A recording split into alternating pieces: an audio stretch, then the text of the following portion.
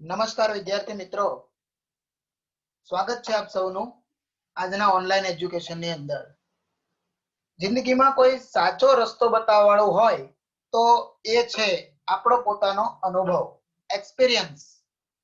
મિત્રો, આપણા માતા પિતા કે આપણા ગુરુજી આપણને ઘણું બધું શીખવતા હોય છે. એવો જ એક આપણો ગુરુ છે આપણો પોતાનો એક્સપિરિયન્સ.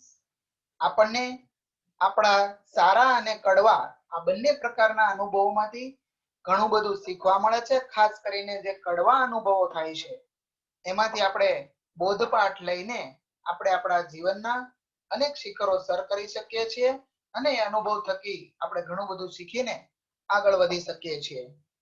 આવો મિત્રો, અભ્યાસની શરૂઆત કરીએ. માં સરસ્વતીને વંદન. ધોરણ 12 કોમર્સ, વિષય આંકડાશાસ્ત્ર, પ્રકરણ 4 સામયિક શ્રેણી. મિત્રો, આ ચેપ્ટર અંતર્ગત આપણે આજે લેક્ચર નંબર 6 માં શીખવાના છીએ પદ્ધતિ 1 આલેખની રીત, જેનો પહેલો દાખલો એટલે કે ઉદાહરણ 1 સમજી રહ્યા છીએ. ખૂબ જ કાળજીપૂર્વક આપ સૌ વિદ્યાર્થી મિત્રો ધ્યાન રાખજો અને આ દાખલાને સરસ રીતે શીખીને આજે જે પ્રેક્ટિસમાં દાખલાઓ આપું એ પ્રેક્ટિસના દાખલાઓ તમારે નોટબુકની અંદર સરસ રીતે ગણી લેવાના છે. ઉદાહરણ 1 તરફ આગળ વધીએ મિત્રો. એક કારખાનાનું વાર્ષિક ઉત્પાદન આપેલું છે ટનમાં. જુદા જુદા સમયની માહિતી આપેલી છે. આલેખની રીતે સુરેખ વલણ મેળવો. અહીંયા વર્ષ અને ઉત્પાદન બંને આપેલું છે. ઉત્પાદનના આંકડાઓ ટનમાં છે મિત્રો. આલેખની પદ્ધતિથી જ્યારે વર્ક કરવાનું છે તો આપણને ખબર જ છે કે આપણે આલેખમાં એક્સ અક્ષ અને વાય અક્ષ આ બંને આવશે અને બિંદુઓનું આલેખન કરી આપણે આલેખમાં આગળ વધીશું. સૌથી પહેલા ચલ એક્સ અને ચલ વાય તૈયાર કરીએ. આંકડાકીય માહિતી જે આપણે રકમમાં આપી છે એ આંકડાકીય માહિતી અહીંયા લખવામાં આવી છે. આ માહિતી અહીંયા સાઈડમાં એટલા માટે લખી છે કે તમને બિંદુઓ જેમ અહીંયા દર્શાવીએ એ તમને ખ્યાલ રહે કે કયું બિંદુ કઈ જગ્યા પર આવશે. આ જોડ બિંદુ છે 2006 નું ઉત્પાદન છે 20 ટન. તો વર્ષ જે છે ને એક્સ અક્ષ ઉપર આપણે દર્શાવીએ, જેમ આપણે થિયરીમાં શીખી ગયા હતા આલેખની પદ્ધતિમાં કે તમારે સમય એટલે કે ટી સમય જે છે એ ચલને એક્સ અક્ષ ઉપર અને વાયટી એટલે કે સાથે રહેલું ચલ ઉત્પાદન એને વાય અક્ષ ઉપર લેવાનું છે. વર્ષને અહીંયા દર્શાવ્યા પછી મિત્રો ઉત્પાદનને પણ દર્શાવવામાં આવ્યું છે અને ઉત્પાદનને પ્રમાણમાપ લઈને દર્શાવેલું છે. નાનામાં નાની કિંમત અને મોટામાં મોટી કિંમતને ધ્યાનમાં રાખી યોગ્ય પ્રમાણમાપ લઈને 1 સેન્ટીમીટર બરાબર 5 ટન જેટલું ઉત્પાદન લઈને આપણે અહીંયા આલેખ દોરવાનો છે. તમે ઇકોનોમિક્સમાં પણ અને ધોરણ 9 થી પણ ચલ એક્સ અને વાય સાથે પ્રમાણમાપ લઈને આંકડાઓ કઈ રીતે લખવા એ શીખતા આવ્યા છો, એટલે આ કઈ બહુ મોટી વાત નથી આપણા માટે.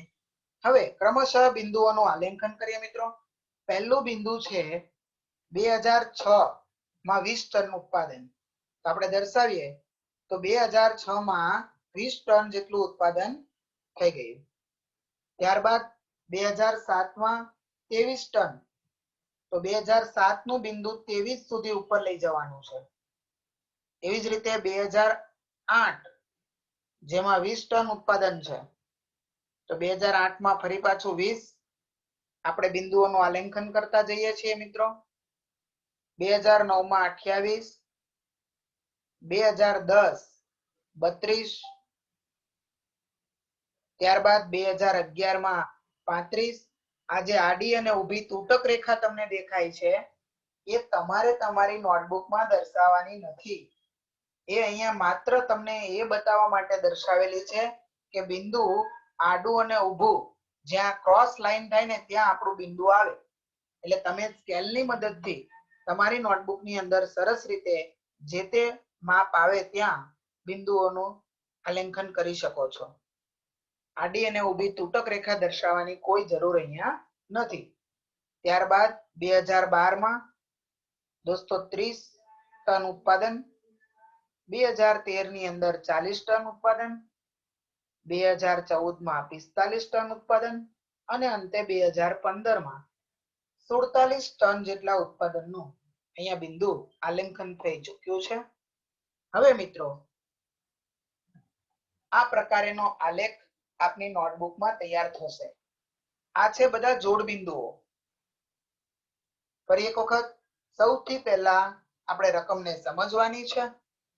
રકમમાં લખેલું હોય કે આલેખની રીતે વલણ મેળવો ત્યારે જ તમારે આ પદ્ધતિનો ઉપયોગ કરવાનો છે.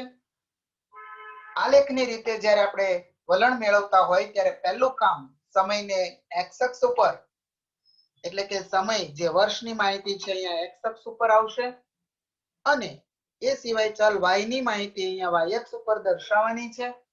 યોગ્ય પ્રમાણમાં લઈને માહિતી તમારે દર્શાવવાની રહેશે. ત્યારબાદ એક પછી એક ક્રમશઃ બિંદુઓનું આલેખન કરવાનું છે અને આ બિંદુઓને દર્શાવ્યા બાદ માપપટ્ટી વડે મિત્રો એક પછી એક ક્રમશઃ જોડવાના છે. આ રીતે તમામ બિંદુઓને માપપટ્ટી વડે જોડી દેવાના છે અને આ રીતે બિંદુઓનું જોડાણ થઈ ગયા પછી એ બિંદુઓમાંથી અથવા એની નજીકથી પસાર થતી એક સુરેખા દોરવાની છે જેને આપણે વલણ કહીશું. અહીંયા તમે જોઈ રહ્યા છો કે વર્ષ જાય એ રીતે ઉત્પાદન વધઘટ થાય છે પણ ઓવરઓલ ઉત્પાદનમાં વધારો થયો છે એમ કહી શકાય. અહીંયા વધતું વલણ છે એમ આપણે કહી શકીએ મિત્રો. તો હવે આ થઈ વલણ રેખા. અહીંયા તમને જે બ્લુ લાઈન દેખાય છે મિત્રો એ વલણ રેખા છે કે જે બિંદુઓની નજીકથી પસાર થઈ છે. તો હવે તમને પ્રશ્ન થાય કે સર આ જે વલણ રેખા છે એ ફરજિયાત કઈ રીતે દોરવી? તો મિત્રો હું તમને માહિતી આપું છું કે વલણ રેખા વિદ્યાર્થી દીઠ જુદી જુદી હોઈ શકે છે. કારણ કે વલણ રેખા માટે કોઈ સ્પષ્ટતા કરવામાં આવી નથી. માત્ર વલણ દર્શાવવાનું છે. એ તમારે બિંદુઓની નજીકથી પસાર થતો વક્ર દોરવાનો છે. આ સુરેખા દોરવાની છે. હવે જે પહેલી આપણે બિંદુઓને જોડાણ કરેલા હતા એ આપણી મૂળ શ્રેણી કહેવાય અને જે બ્લુ કલરની લાઈન છે એ આપણા માટે થશે વલણ. એને શું કહેવાય મિત્રો? વલણ વક્ર. આ વલણ સુરેખ પણ હોઈ શકે અને વક્ર સ્વરૂપે પણ હોઈ શકે. બીજી વાત મિત્રો, જ્યારે બિંદુઓ વચ્ચેનું અંતર ખૂબ વધારે હોય, આ બિંદુઓ નજીક નજીક અંતરે છે એટલે સુરેખા વડે દર્શાવી શકાય. પરંતુ જ્યારે આ આલેખના બિંદુઓ વચ્ચેનું અંતર વધારે હોય ત્યારે વલણ વક્ર પણ હોઈ શકે અથવા તો એક કરતા વધુ વલણ રેખા પણ દર્શાવવી પડે. એટલે જ આલેખની એ મર્યાદા છે કે માહિતીનું જે આપણે એકત્રીકરણ કર્યા પછી માહિતીનું જે પૃથ્થકરણ કરીએ, જેનું અનુમાન કરીએ એ એકરૂપતા જાળવતું નથી. કારણ એમાં વલણ જુદા જુદા હોઈ શકે છે. વલણ એક કરતા વધુ પણ હોઈ શકે છે. એટલે વલણની મદદથી આલેખની રીતે આપણે ચોક્કસ અનુમાનો મેળવી શકતા નથી.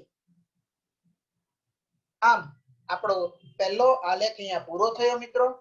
ફરી એકવાર ચલ એક્સ અક્ષ ઉપર y ને y અક્ષ ઉપર યોગ્ય પ્રમાણ માપથી દર્શાવી જોડ બિંદુઓ દર્શાવવાના છે અને જોડ બિંદુઓ દર્શાવ્યા પછી દરેક બિંદુઓને રેખાખંડ વડે એટલે કે માપપટ્ટી વડે જોડી દેવાનું છે અને નજીકથી પસાર થતો એક વક્ર દર્શાવવાનો છે જેને કહેવાય વલણ.